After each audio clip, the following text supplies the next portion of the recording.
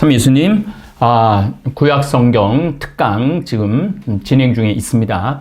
지난 수요일 날은 제가 환경 호르몬하고 아주 본질적인 문제죠. 인류가 어떻게 지금까지 이렇게 발전해 오고 그런 것들이 다 기본적인 하느님의 신비로운 창조 섭리입니다. 알면 알수록 이 세상을 알고 우주의 신비를 알면 알수록 하느님의 오묘한 섭리를 느끼고 저는 막 느낄 때 정말 가슴이 두근두근 거려요. 여러분들도 그런 마음으로 성경 공부 따라오시는 우리 학생들이 굉장히 많은 것 같아요.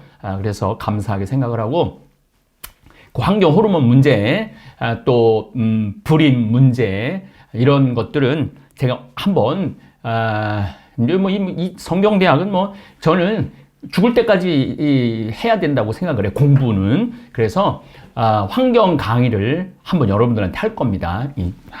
환경 강의를 할 때 한 40강 내지 50강 정도. 그래서 지구 온난화, 북극의 빙하 녹는 거, 킬리만자로 아프리카에 있는 탄자니아에 있는 그 산 완전히 빙하가 다 녹아 없어졌어요. 원래는 2100년에 녹아 없어진다고 그랬는데 2015년에 다 녹아 없어졌어요. 그래서 6,400m나 되는 킬리만자로 산에 빙하가 없어진 거죠. 지금 지구는 우리가 상상도 못할 만큼 많은 변화가 일어나죠. 좋은 쪽으로도 좀 일어나긴 하지만은 인간의 욕심을 제어하지 못해갖고 인간이 자연을 존중하지 못하는 그런 지금 세상에서 우리가 살고 있죠. 소돔과 고모라. 도시와 죄악이라는 말씀을 드리고 싶어요. 사람들이 좁은 공간에 많이 모여 살면 필연적으로 계급이 생겨나고 죄악이 들끓게 되어 있습니다. 그 대표적인 예가 소돔과 고모라입니다. 여러 가지 요즘 결과 발표 고고학적 자료들이 많이 나오는데 한 10,000명에서 20,000명 정도, 많게는 한 30,000명 정도라면 그 시대에 어마어마하게 모여 사는 거죠. 아브라함 시대에. 지금 뉴욕, 파리, 런던, 서울 같은 것이죠. 우리 평창 같은 경우는 한 45,000명 정도 돼요. 평창 전체. 어마어마하게 땅이 전국에서 세 번째로 큰 군입니다. 땅으로. 대관령까지도 다 우리 평창이니까요. 여기 제가 이렇게 살면서 아주 재미난 거는 여긴 거의 도둑이라는 개념이 없는 것 같아요. 그래서 내가 자주 다니는 가게 한번 갔는데 주인이 없더라고요. 그래서 제가 일 보고 거기다 돈 올려놓고 왔어요. 다음에 한번 만났는데 서울에서 내려온 분이더라고요. 여기는 문 열어놓고 가도 물건도 안 잊어먹는다고. 그리고 또 우리 이제 저녁에 누죽 걸산 하잖아요. 한 번은 우리 직원들이 문을 안 닫고 봉고를 타고 바위공원까지 가는데 문을 안 닫고 문이 열려 있는 거예요. 한 바퀴 돌아왔는데 그런데도 없어진 게 하나도 없는 거예요. 그래서 도시에서 사느냐 시골에서 사느냐에 따라서 영혼의 상태도 결정이 되는 것이죠. 소돔과 고모라는 도시였던 것이죠. 그래서 정말 하느님의 벌을 받은 겁니다. 아브라함과 계약을 맺으신 하느님은 아브라함의 조카 롯도 보살펴 주십니다. 유목 생활을 하던 아브라함과 달리 롯은 도시 생활을 해요. 원래는 목동이었는데 소돔이라는 도시에 가서 생활을 하죠. 아브라함은 천막에서, 다시 말해 광야에서 천사들 대접을 극진하게 합니다. 창세기 18장 6절부터 8절 한번 읽었던 건데 또 한번 오늘 얼마나 극진하게 대접을 하는지 읽어보겠습니다. 아브라함은 급히 천막으로 들어가 사라에게 말하였다. 빨리 고운 밀가루 3스아를 가져다 반죽하여 빵을 구우시오. 그러고서 아브라함이 솥대가 있는 데로 달려가 살이 부드럽고 좋은 송아지 한 마리를 끌어다가 하인에게 주니 그가 그것을 서둘러 잡아 요리하였다. 아브라함은 엉긴 젖과 우유와 요리한 송아지 고기를 가져다 그들 앞에 차려놓았다. 그들이 먹는 동안 그는 나무 아래 서서 그들을 시중 들었다. 그렇게 나오죠. 그냥 극진하게 해요. 롯 역시 천사들을 대접하지만 도시에서 할 수 있는 대접을 합니다. 큰 상을 차리기는 하지만 누룩 안 든 맛없는 빵을 대접하죠. 또 상수리 나무 아래, 다시 말해서 자연에서 천사를 대접한 아브라함과 달리 도시에서 살고 있던 롯은 성욕으로 타락한 도시에서 천사들을 보호합니다.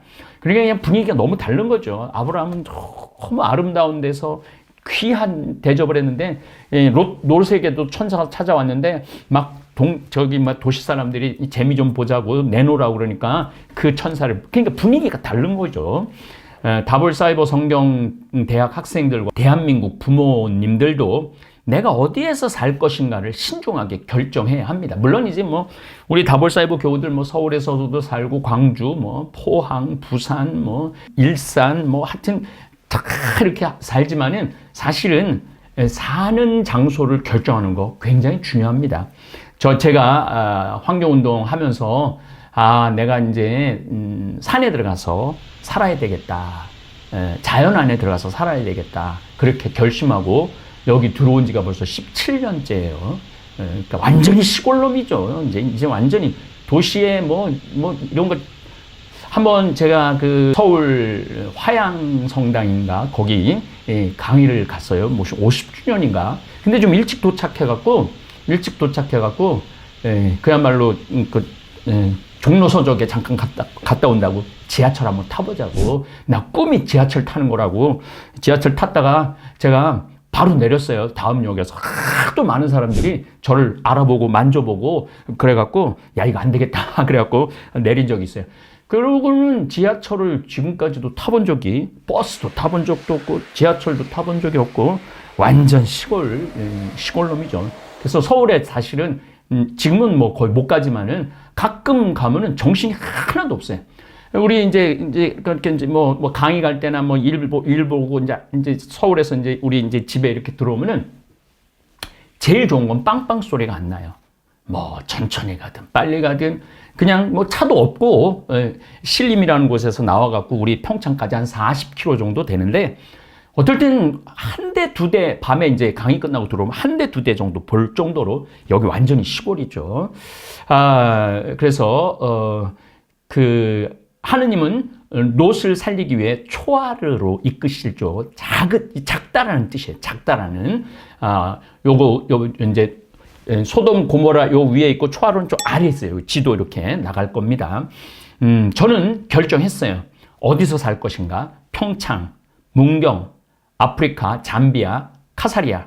그리고 또 한 곳 명당 자리가 있는데 일단은 비밀입니다. 그래서 여러분들한테 나중에 제가 또 한 곳 여러분들한테 소개할 수 있는 좋은 시간이 됐으면 좋겠어요. 도시에서 살 생각은 없습니다. 평창 생활 너무너무 행복합니다. 롯이 동네를 잘못 골랐던 거죠. 소돔 도시에는 죄악이 만연했죠. 물질도 풍부했고 온갖 즐길 거리가 가득 찼을 겁니다. 동성애가 판을 쳤으니 성욕도 마음껏 즐길 수 있는 도시였다고 봅니다. 롯의 아내는 구원의 길에서 욕정이 가득 찬 소돔의 미련을 떨쳐버리지 못했습니다. 한 번만 그 욕정의 도시를 보고 싶었던 것이죠. 풍요의 도시를 보고 싶었던 것이죠. 결국 앞으로 나아가지 못하고 과거에 연연했던 롯의 아내는 소금 기둥이 되고 맙니다. 제가 소돔에 가보니까 진짜 이 소금 기둥이 있더라고요. 이제 뭐 말로 그렇게 하는 거죠. 그런데 실제적으로 사해바다는 소금 기둥이 굉장히 많아요. 사해바다 그 근처에는 정말 여자 같은 소금 기둥이 있더라고요. 하여튼 성서 제가 강의를 하면서 내가 정말 이스라엘 한 10번 갔다 온 거 정말 잘했다. 그런 생각을 합니다. 우리 인생도 마찬가지라고 저는 생각을 해요. 하느님을 믿고 따르려면 과거에 연연해서는 안 됩니다. 과거의 죄 또한 잊어버려야 합니다. 우리는 자신의 죄를 회상하고 회개하고 그래야 된다는데 우리는 세례를 통해 나의 나약함을 용서받았어요. 예수님께서 나의 죄를 대신 짊어지셨어요. 그렇기 때문에 죄에 막 연연하고 그러지 말고 나의 죄를 대신 짊어진 예수님께 감사해야 돼. 그 십자가, 지금 사순시기를 우리가 보내고 있는데 금요일 날 십자가의 길도 요즘 하고 있는데 그 십자가의 길 하면서도 감사가 먼저 앞서야 된다는 생각을 전 많이 해요. 인간의 나약함을 아신 예수님, 인간의 불완전함을 아신 예수님께서는 용서와 이해라는 자유를 우리한테 허락하셨어요. 이 세상에 용서와 이해가 없는 세상이라면 얼마나 빡빡하겠어요. 요즘 방송에 저는 뉴스를 거의 안 보지만 텔레비도 거의 안 보지만은 한 번 잘못하면은 영원히 일어설 수 없는 그런 분위기가 너무나 많습니다. 물론 잘못하면 책임을 져야죠. 근데 우리는 책임을 추궁하고 그 책임을 묻고 그 사람이 죽음까지 가도 이해, 용서 이거를 하지 않아요. 간혹 그렇게 죽어간 사람들을 이렇게 좀 편을 들으면은 난리도 아니죠. 우리는 용서와 이해가 없는 세상에서는 너무 각박한 거죠. 인생 살면서 죄 안 짓는 사람은 없습니다. 중요한 사실은 그 죄책감에 사로잡혀 앞으로 나아가지 못하고 더 나은 삶을 위한 노력도 하지 않는 경우가 가장 불행한 거예요. 그야말로 소금 기둥이 되어 사는 사람들이 너무나 많습니다. 오히려 과거 욕정의 삶으로 돌아가고 싶은 미련으로 생명이 없는 소금 기둥이 된 사람들도 많습니다. 만약에 제가 지금 57인데 지난 과거에 지은 죄 연연해갖고 매일 고개 쳐박고 그러고 살아간다면 얼마나 불쌍하겠어요. 그런데 용기를 내는 거죠. 주님, 나 나약해요. 정말 부족한 인간이에요. 그렇지만 오늘보다 나은 내일을 위해서 저 용서해 주시고 저도 노력할게요. 그러면서 끊임없이 하느님한테 한 걸음 한 걸음 앞으로 나아가려고 그러고, 그러니까 이제 성격, 제가 이제 10살, 20, 30, 40, 50, 지금 57이 이렇게 이제 됐는데, 지난 과거를 돌아보면 정말 내다버리고 싶은 내 순간들도 너무나 많았어요. 그런데 내가 거기에 막 몰입해갖고, 그냥 강의도 안 하고 맨날 그냥 술 취해갖고 있고 그냥 막 그러고 막 아무것도 안 한다. 그래서 다벌 사이버 성당도 안 하고 나는 죄인이니까 난 아무것도 안 할 거야. 나는 그냥 이렇게 죽을 거야. 예수님이 원하는 게 그게 아닙니다. 내가 얼마나 과거에 정말 나쁜 짓을 저질렀다 하더라도 예수님 우리한테 용기를 주시는 거죠. 그래서 너희들이 정말로 어떻게 용서받지 못할 죄는 성령을 거역하는 거다. 이렇게 예수님 말씀하시잖아요. 근데 그게 무슨 얘기냐면은 회개를 딱 하고 하나님께서 내가 진짜 회개를 하고 하나님께 용서해 주셨다. 그걸 믿고 열심히 살아가는. 그래서 제가 이제 가끔 고해성사를 이렇게 많이 이제 본당 신부 때 주면은 그 과거의 그 아픔 때문에, 과거의 고통 때문에 웃지를 않고 사는 거예요. 그러니까 삶에 기쁨이 하나도 없는 거죠. 그것도 5년 전, 10년 전, 20년 전 사건에 물론 가슴 아프고 되돌리고 싶은 순간 많죠. 저나 여러분이 아마 거의 같을 거예요. 내가 그때 좀만 더 절제를 했다면, 그때 내가 정말 겸손했다면은 하여튼 저도 막 지워버리고 싶은 인생이 너무나 많아요. 제 인생 안에도. 그러나 예수님이 왜 십자가를 지셨겠어요? 그 용서에 그 나의 죄를 대신 짊어지고 너희들이 더 열심히 살고 하느님 완전하신 것 같이 너희도 완전하게 되라고 마태복음에서 예수님이 말씀을 하잖아요. 그러니까 쓰러져도 또 일어나고, 쓰러져도 또 일어나고, 쓰러져도 또 일어나고, 그러면서 자꾸 하느님께로 다가가는 것이 바로 신앙입니다. 자, 이해할 수 없는 롯의 두 딸, 종족 보존은 인간의 본능입니다.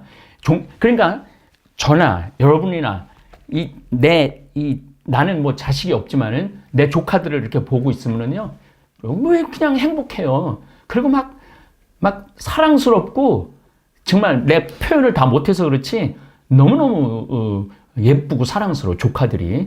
그러니 부모들은 얼마나 더 하겠어요. 부모들은 자기 자식 정말 이제 내가 떠나도 이 자식이 또 생명을 이어가겠다. 인간의 본능보다도 더 높은 우주 질서입니다. 질서. 원자와 원자가 결합을 하고 분자와 분자가 결합을 하고 단세포 생명이 있고 다세포 생명이 있고 무척추 동물 생명이 있고 척추, 우리같이 척추 생명으로 우주에는 사랑의 에너지로 가득한 거예요. 이 생명이라는 것 자체가 사랑하고 똑같은 거죠. 여러분들, 이 사랑의 에너지가 이 인간 세상을 이어가고 생명을 이어가는 거예요. 만약에 사랑이 없다면은 우리 인류는 보존되지 않았을 거예요. 그 자식에 대한 애절한 사랑, 그래서 그 자식을 위해서 정말 허리띠 졸라매고 피땀을 흘리고 그 살아가는 존재의 이유가 뭐겠어요? 바로 자식한테 행복을 주고 기쁨을 주고 그러려고 우리가 사는 거죠. 근데 지금 너무너무 이 질서를 우리가 어긋나고 살고 있는 거예요. 인간의 본연의 아름다운 모습, 하느님이 우리를 닮은 사람을 만들자, 우리의 모습을 닮은 사람을 만들자. 예수님께서 그 다볼산에서, 우리 다볼산 성당이잖아요. 다볼산에서 예수께서는 베드로와 야고보와 그의 동생 요한만을 따로 데리고 높은 산으로 올라가셔 그들이 보는 앞에서 모습이 변하셨도다, 이런 얘기가 나오는데, 두 번째 후렴에 주님의 얼굴은 해와 같이 빛나고, 해와 같이 그러니까 이제 그 임사 체험하는 사람들을 이렇게 보면은요, 하늘나라에 딱 들어갔을 때 그 한가운데 너무나 아름다운 빛, 정말 미치도록 존재의 충만함을 가진 빛을 느낄 때 너무너무 행복하다는 거예요. 죽었다 돌아온 사람들. 그러니까 베드로, 야고보, 요한은 주님의 얼굴은 해와 같이 빛이 났다, 옷은 눈과 같이 부셨도다, 그런 오늘 성물도 내용에 그런 내용이 나오는데, 진짜 제가 이렇게 하느님 얼마나 아름다울까, 우리가 그런 아름다움을, 죄의 험을 하나씩 지어가면서 그런 아름다운 모습으로 변해가는 것을 예수님이 원했기 때문에 십자가를 지셨던 것이죠. 초하루로 피신한 롯과 두 딸은 산으로 들어가서 삽니다. 산에는 사람이 없죠. 그것도 소돔과 고모라가 유황으로 그냥 다 죽었으니까 주위에 사람이 하나도 없는 거죠. 생명, 특별히 유목민에게 자손은 생명의 연장입니다. 롯의 두 딸은 본능적으로 생명을 이어가기 위해 현대인은 이해할 수 없고 받아들일 수 없는 행동을 하죠.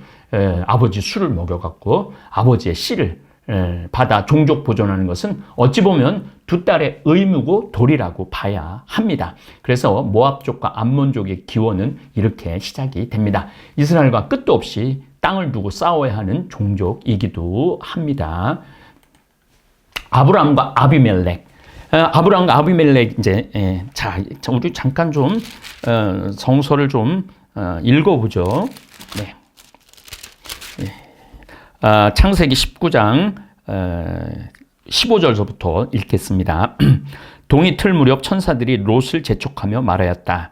자, 이 성읍에 벌이 내릴 때 함께 휩쓸리지 않으려거든 그대의 아내와 여기에 있는 두 딸을 데리고 어서 가시오.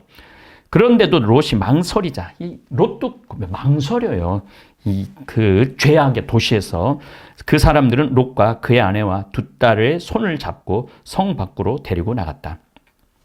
주님께서 롯에게 자비를 베푸셨기 때문이다. 항상 하느님은 자비를 베푸세요. 인간에게, 아브라함에게도 끝도 없는 자비를 베푸시죠.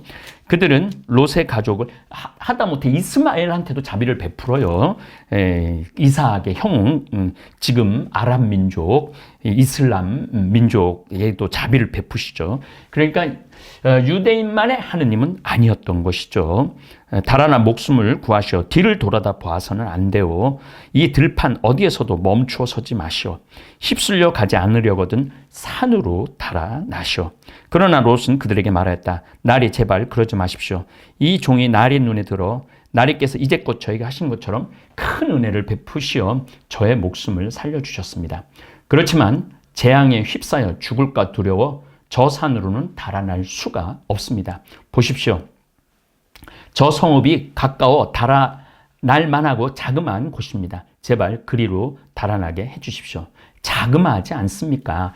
제가 시골, 촌으로 가야지 우리가 행복하다고 얘기했듯이 이 자그만 초아르라는 게 작다는 뜻이거든요. 그러면 제 목숨을 살릴 수 있겠습니다. 그러자 그가 롯에게 말하였다. 좋소. 내가 이번에도 그대의 얼굴을 보아 그대가 말하는 저 성읍을 멸망시키지 않겠소. 서둘러 그곳으로 달아나시오. 그대가 그곳에 다다르기 전까지는 내가 일을 하지 못하기 때문이요. 그리하여 그 성읍을 초아르라 하였다. 아주 가까운 소돔과 고모라서 아주 가까운 동네로 피신을 한 거죠. 롯이 초아르에 다다르자 해가 땅 위로 솟아올랐다. 그때 주님께서 당신이 계신 곳 하늘에서 소돔과 고모라의 유황과 불을 퍼부으셨다. 아마 그들의 원 경험 안에는 화산 폭발을 받거나 지진을 아마 봤을 겁니다. 여기 성서에 나오거든요. 지진에 대한 이야기. 화산 폭발에 대한 이야기를 잠깐 여러분들한테 말씀을 드리면 지구가 한 46억 년 전에 태양으로부터 분리돼 갖고 이제 이 자리를 잡게 됐는데 그때는 한 1억 년 정도 유성들이 미행성들이 지구에 와서 부닥친 거예요. 그래갖고 쌓이는 거죠. 그래갖고 한 25,000km 둘레 지구가 5만 킬로가 된 거죠. 그래서 태양과 중력을 딱 맞춘 거죠. 그러니까 원경험에 그 하늘에서 불 떨어지는 원경험이 이 성서 저자들한테는 있었다라고 말씀을 드리고 싶습니다. 퍼부었죠. 그리하여 그 성읍들과 온 들판과 그 성읍의 모든 주민 그리고 땅 위에 자란 것들을 모두 멸망시켰다. 그런데 롯의 아내는 뒤를 돌아다 보다 소금 기둥이 되어버렸다. 이렇게 소금 기둥이 됐다고 그렇게 얘기를 하죠. 자, 이제 이해할 수 없는 이것도 좀 읽어 드릴게요. 롯은 초아르를 떠나 산으로 올라가서 자기의 두 딸과 함께 살았다.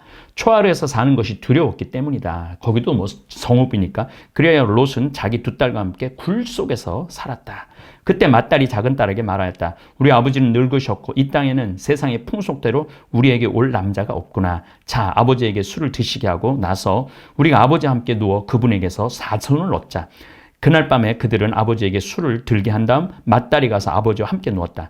그러나 그는 딸이 누웠다 일어나는 것을 몰랐다. 롯은 몰랐다는 거죠. 이튿날 맏딸이 작은 딸에게 말하였다. 간밤에는 내가 아버지와 함께 누웠다. 오늘 밤에도 아버지에게 술을 드시게 하자. 그리고 내가 가서 아버지와 함께 누워라. 그렇게 해서 그분에게서 자손을 얻자. 이 자손이라는 게 그리고 이제 이 유목민들은 남편이 없거나 남편이 죽거나 남자 자식이 없다면은 그 홀로 된 여인은 죽은 거하고 똑같은 거예요. 아버지가 죽으면 이 두 딸도 죽는 거하고 똑같은 겁니다. 그래서 그날 밤에도 그들은 아버지에게 술을 들게 한 다음 이번엔 작은 딸이 일어나서 아버지와 함께 누웠다. 그는 딸이 누웠다 일어난 것을 몰랐다. 그렇게 해서 롯의 두 딸이 아버지의 아이를 가지게 되었다. 맏딸은 아들을 낳고 그 이름을 모압이라 하였으니 그는 오늘날까지 이어오는 모압종의 조상이다. 작은 딸도 아들을 낳고 그 이름을 벤암미라고 하였으니 그는 오늘날까지 이어오는 암몬인의 조상이다. 그래서 이런 그 유목민의 이걸 가지고 뭐 사람들이 그냥 뭐 어떻게 이럴 수가 있느냐고 그러지만은 그때 그 시대로 돌아가면은 이게 충분히 이 성서가 이해될 수 있는 내용입니다. 자, 아브라함과 아비멜렉에 대한 얘기로 오늘 강의를 맺겠습니다. 데자뷰. 아브라함과 아비멜렉 하면 데자뷰가 자꾸 생각이 나요. 언젠가 와본 듯한 장소나 이미 나눈 적이 있었던 같은 대화. 분명 최초의 경험임에도 불구하고 특정 상황이 재현되는 느낌을 우리말로는 기시감이라고 그러고 이걸 데자뷰라고 합니다. 과거의 경험이 반복되는 느낌. 이거 옛날에 내가 이렇게 했던 건데 그런 느낌 여러분들도 있죠. 성경에는 엄청난 데자뷰 현상이 일어납니다. 창조도 2번, 창세기 12장 아브라함이 가뭄이 들었을 때 이집트로 피신 간 사건. 그래갖고 사라를 여동생이라고 그러죠. 근데 왕이 데리고 갔죠. 그 다음에 또 카데스와 수루로 떠돌이 생활을 한 이야기에서 아비멜렉을 만난 이야기는 같은 듯 다른 이야기가 전개됩니다. 사라를 이집트에서도 여동생, 아비멜렉에게도 여동생이라고 속이는 내용은 데자뷰 느낌의 이야기입니다. 성경은 이스라엘 민족들 사이에서 벌어진 끝도 없는 이야기를 모아 놓은 거룩한 책인 거죠. 그래서 이 이야기, 저 이야기, 이 이야기, 저기, 막 다 모아 놓으니까 이게 반복되는 내용들이 굉장히 많은 거죠. 그래서 그 흐름을 우리가 공부해 나간다는 건 아주 중요한 겁니다. 고대 근동 유목민족에서 근친호는 너무나 자연스러운 일입니다. 여러분들 창세기 20장이 이건 너무 재밌어요. 재밌어서 제가 여러분들한테 옛날 이야기 읽어드리듯이 읽어드리겠습니다. 아브라함은 그곳을 떠나 네겝 땅으로 옮겨가서, 네겝은 사막입니다. 사막. 카데스와 수루 사이에 자리를 잡았다. 그라르에서 나그네 살이하게 되었을 때, 자, 이 아브라함은 롯은 끝도 없는 나그네 살이를 하는 거예요. 나그네 살이를 하기 때문에 하느님이 없다면, 자기가 모시는 신이 정말로 이름도 알지 못하는 그 하느님이 없다면 아브라함은 아무것도 아닌 거죠. 그 떠돌이 나그네 살이하게 되었을 때 아브라함은 자기 아내 사라를 자기 누이라고 말하였다. 그러자 그라르 임금 아비멜렉이 사람을 보내어 사라를 데려갔다. 예쁘니까. 그리고 그라르라는 게 임금을 칭할 정도로 큰 땅이 아니에요. 조그만 동네인데도 이 사람들은 다 이 왕이고 임금이야, 다. 어쨌든 그날 밤 꿈에 하느님께서 아비멜렉에 나타나 말씀하셨다. 내가 데려온 여자 때문에 너는 죽을 것이다. 그 여자는 임자가 있는 몸이다. 아비멜렉은 아직 그 여자를 가까이 하지 않았으므로 이렇게 아뢰었다. 주님, 당신께서는 죄 없는 백성도 죽이십니까? 아브라함 자신이 저에게 이 여자는 제 누이입니다 하였고 그 여자 또한 스스로 그는 제 오라비입니다 하지 않았습니까? 그러니까 자기는 죄가 없다 이거죠. 사실은 그 시대의 왕이면 예쁜 여자들은 뭐 무조건 이제 취할 수 있는 그런 문화였던 거죠. 저는 흠없는 마음과 결백한 손으로 이 일을 하였습니다. 그러자 하나님께서 꿈에서 다시 그에게 말씀하셨다. 나도 내가 흠없는 마음으로 이 일을 한 줄 안다. 내가 나에게 죄를 짓지 않도록 막아준 이가 바로 나다. 내가 그 여자를 건드리는 것을 내가 허락하지 않았다. 이제 그 사람의 아내를 돌려보내라. 그 사람은 예언자라는 말이 조금 나오죠. 예언자라는 말이 나와요. 예언자이니 그가 너를 위하여 기도하면 너는 살 것이다. 그러나 내가 만일 돌려보내지 않으면 너와 너에게 딸린 자들이 모두 반드시 죽으리라는 것을 알아두어라. 아비멜렉은 제가 이 성서라는 게 거룩할 성자도 이 성서라고 했지만 이 우리 말하는 영어로 말하면 섹스라는 이게 인간의 기본 본능이고 이거를 잘 쓰면은 너무나 아름다운 삶이 되고 잘못 쓰면 죄악의 삶이 되는 것이죠. 아비멜렉은 아침 일찍 일어나 자기 종들을 모두 불러 모으고서 그들에게 이 일을 낱낱이 들려주었다.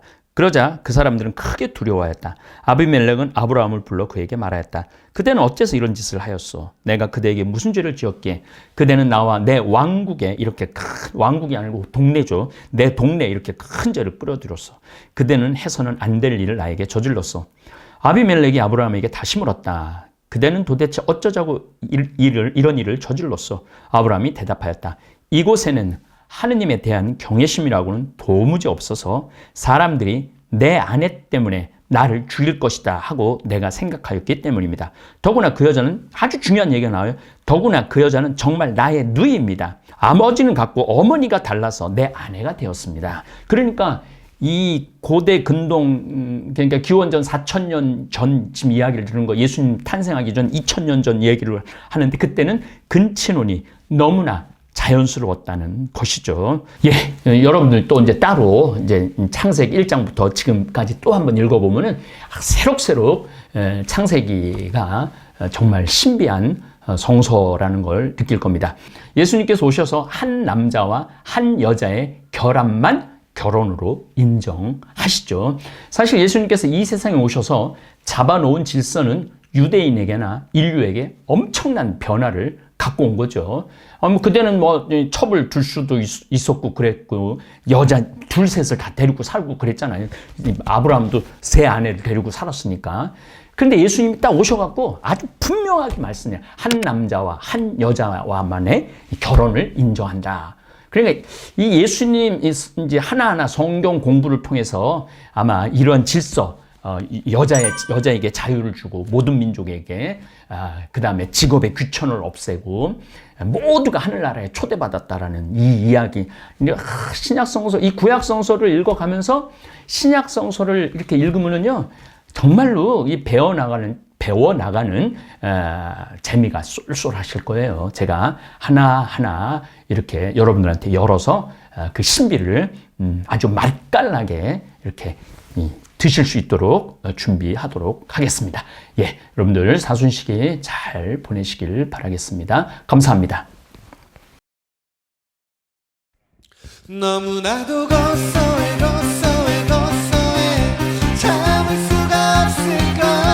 건강히 책임져줘 생태만